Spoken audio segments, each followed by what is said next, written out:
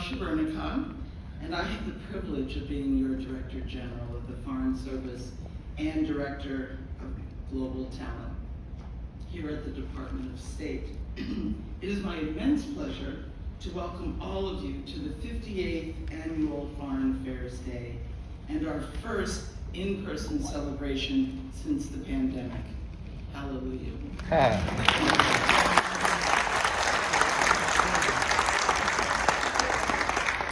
Those of you who know me know that I am very much an extrovert. Some call me extreme. So I am thrilled to be gathering again in 3D in so many different ways now, but especially to celebrate the contributions of our foreign affairs community. And that community is vast.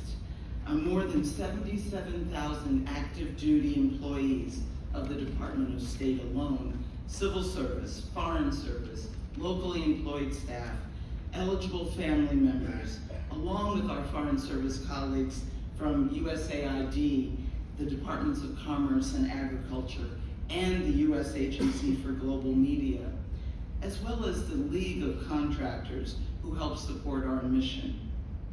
Our community is significantly enriched by you, our many retired friends and colleagues. Together, we work to promote a more peaceful, prosperous, and freer world on behalf of the American people. Diplomacy is not for the faint of heart. As we've been reminded most recently in Sudan and the Ukraine, it often puts our people in harm's way and always under the most challenging of conditions and circumstances. We do it, diplomacy, because we believe in public service, and we believe in our foreign affairs mission. And I dare say we do it because we are inspired by each other as well. We are driven together by a desire to make a difference and to do so while serving our country. To all the retirees joining us, whether in person or online, your contributions are still felt today. Please know that. The legacy of your work lives on in the thousands of colleagues you have mentored, guided, and inspired without even knowing it. We are very much welcome your partnership, and we appreciate the impact you have as you help us in countless ways, working to increase the awareness of the nature of our work and how it benefits our fellow citizens, and partnering with us to boost recruitment of the next generation of capable, diverse foreign affairs professionals by seeking every opportunity to share your experiences with them.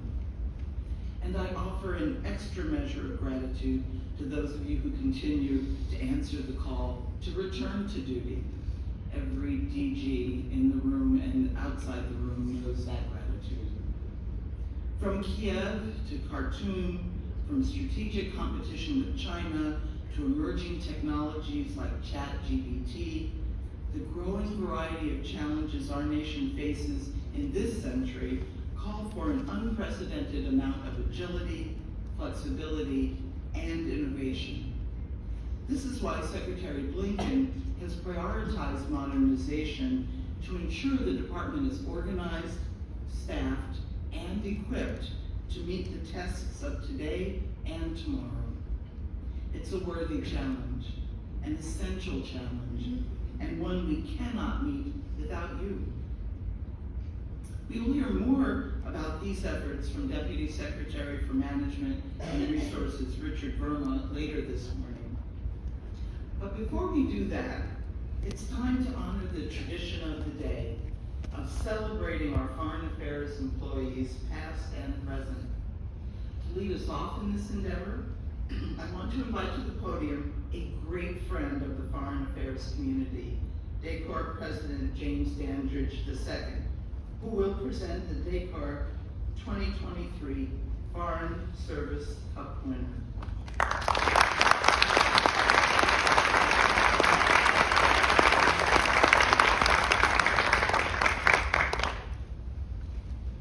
And a good morning to you. Good morning. In this 71 years of incorporation and support of the Foreign Service and the execution of foreign policy. It's a pleasure for DACOR to return to the department after COVID-19 and to recognize the first African-American woman career Foreign Service officer to be promoted into the Senior Foreign Service and the first to be nominated as an ambassador. Ambassador Brazil had a distinguished 40-year Foreign Service career. Before she retired, Ambassador Brazil attained the rank of career minister. She served as ambassador to Ethiopia, previously to Kenya, and initially to the Federated States of Micronesia. Ambassador Brazil also served as Deputy Assistant Secretary of State for East Asia and the Pacific and policy responsibility for 22 countries. She was the first Dean of the Leadership and Management School of the Foreign Service Institute and served as Dean of the Senior Seminar as well as Minister Counselor for Economic Affairs at the U.S. Embassy in Tokyo, Japan, among other assignments. And during her career, Ambassador Brazil received several awards, including Presidential Performance and Superior Honor Awards. In her retirement, Ambassador Brazil works with the Charles B. Rangel and the Thomas R. Pickering Fellowship Program to bring talented diversity to the ranks of the Foreign Service. Through her active membership in the Council on Foreign Relations, American Academy of Diplomacy, the Washington Institute of Foreign Affairs, the Far East Luncheon Group, the American Foreign Service Association, the Senior Seminar Alumni Association, the Thursday Luncheon Group, the Association of Black American Ambassadors, which she recently led as a president, among other organizations, Ambassador Brazil continues to diffuse knowledge of U.S. foreign policy and to advise and mentor generations of Foreign Service career officers. She serves as on the advisory board on foreign policy, planning for the 250th anniversary of the United States in 2026, through which Ambassador Brazil also diffuses knowledge of foreign policy and supports the recruitment of outstanding talent for the career ranks of the Foreign Service. I'd like to invite Ambassador Brazil to join me to receive the DACOR Foreign Service Cup as I read the inscribed citation. To Ambassador Brazil, for outstanding contribution to U.S. foreign policy both during active duty service and in retirement, including in diffusing knowledge of U.S. foreign policy to audiences across the nation and strengthening the career Foreign Service through recruitment and mentorship of talented, diverse officers. Ambassador Brazil, I invite you to join me in the center of the stage to receive the DACOR Foreign Service Cup.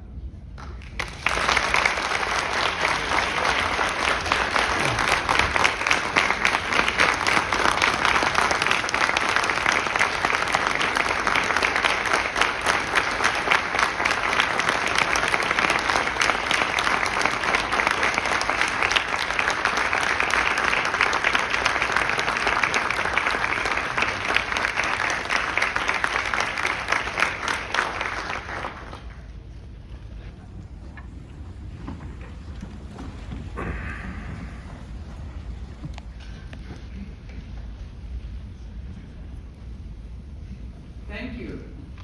Longevity has its reward. I am delighted to be here with friends and former colleagues today, and am honored to be this year's recipient of the DACOR Foreign Service Cup. President Dandridge and friends from Decor, thank you very much for this great honor. I especially want to thank Clayton Bond and Ambassador Ted Oasis for their nomination and for taking time from out of their busy schedules to be here today. I'm a child of the 1960s, having grown up under segregation and becoming more conscious of its particular impacts when I lived my shock of 14-year-old Emmett Till's murder, when Rosa Parks refused to give up her seat on the Montgomery bus, when Black children were blocked by violent white mobs for going to school. I lived through the sit-ins and the marches and the boycotts and the pushback of white supremacists. Growing up in Atlanta, however, in my home, community, and church, we learned real U.S. history. There was no question in my family that Black history was American history. In 1963, I participated in 2 events that turned me toward international affairs. First, I attended an encampment for citizenship summer program that exposed me to students from Latin American countries. These Latin American campers would speak to us saying, as a future leader of my country, I'll tell you X, Y, and Z.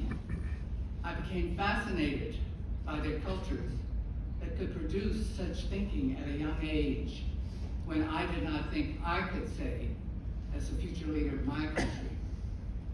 The second event that year was my participation in the March on Washington. I cannot adequately describe to you the atmosphere of fellowship that permeated the estimated 250,000 Black and white marchers, and the hope generated that America would swing the pendulum toward public policies that established justice for all. Could I tell the Latin American campers that I was now included in We the People, I wondered. I officially entered the Foreign Service in 1968, a tumultuous year in America, with echoes that reverberate even in 2023. In 1968, only 3 years after I got the right to vote, Dr. Martin Luther King Jr. was murdered in Memphis, Tennessee, a state still dripping with ignominy. There were protests and violence, and I remember the National Guard standing watch to ensure the safety of the public. I would go to and from the State Department, wondering what I would say to foreigners about what was happening in my country.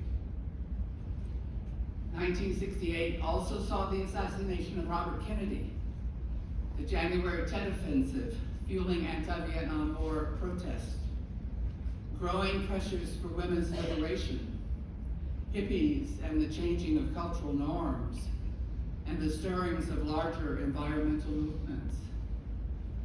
There was a congruence of approach by Bobby Kennedy and Dr. King in that both called for reconciliation between Blacks and poor whites in recognition that racial justice could not be addressed without addressing class issues. Pushbacks to such changes were insistent calls for law and order, the deepening of America's gun culture, increased police brutality, and suspicion of the educated and the elites, all still pushbacks in 2023. I grew up reading James Baldwin and ascribed to his definition of patriotism. To paraphrase, patriotism requires constant reflection on the ways in which we are falling short of our ideals, values, and principles. And to love one's country means we have to critique it, preferably together, so we can move closer to fulfilling those ideals. As an FSO, how could I include my American experience and not deracialize it, I wondered. During my 40-year career, roughly half served overseas and half at Mother State. I found that influencing others included making my U.S. experience relevant to what was happening in the country of my assignment. FSOs and civil servants must know comprehensive U.S. history to remain credible to foreign leaders and audiences. During my career, I saw undereducated American officers try to explain U.S. race relations and history using empty terminology. Today, especially after George Floyd's 2020 murder, foreign governments and people no longer are convinced by superficial explanations. How do we dialogue with foreign audiences who ask why some Americans have fewer rights in 2023 than in, say, 2010? What can be done? I applaud the Biden administration and Secretary Blinken and his team for their commitment to DEIA. However, I understand that today there may be fewer American officers, especially senior officers, than when I entered the Foreign Service in 1968. First, then, the Foreign Service and the Civil Service need even more diversity. Second, unless FSOs know Black history, we will not be successful in making the American experience relevant globally. I found that many foreigners know more about the U.S. than many U.S. people. I have no crystal ball, but domestic assaults in teaching true American history might continue for a generation. Social media and misinformation and casual dismissal of continuing effects of white supremacy on certain populations will make it more difficult to highlight that the American experiment to weave all immigrants, people of color, and indigenous people into one unified system, that experiment is alive and well. Third, FSOs and civil servants also should be educated on the Foreign Service's own civil rights history. Why, for example, Secretary Dean Rusk testified in favor of desegregation of interstate commerce, the women's class action suit, the Black officers class action suit, the origins of the descent channel, and the like.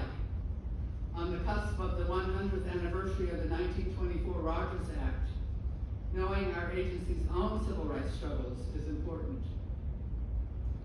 Let me close by returning to 1968 and Dr. King's March 31st National Cathedral address, given just 4 days before his assassination.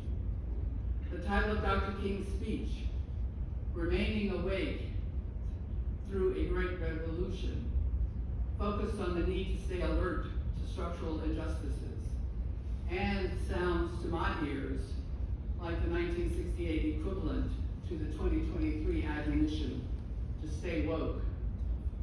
To be woke is no more than to be vigilant to injustice, racial and otherwise. So going forward, be vigilant and remain awake. Thank you.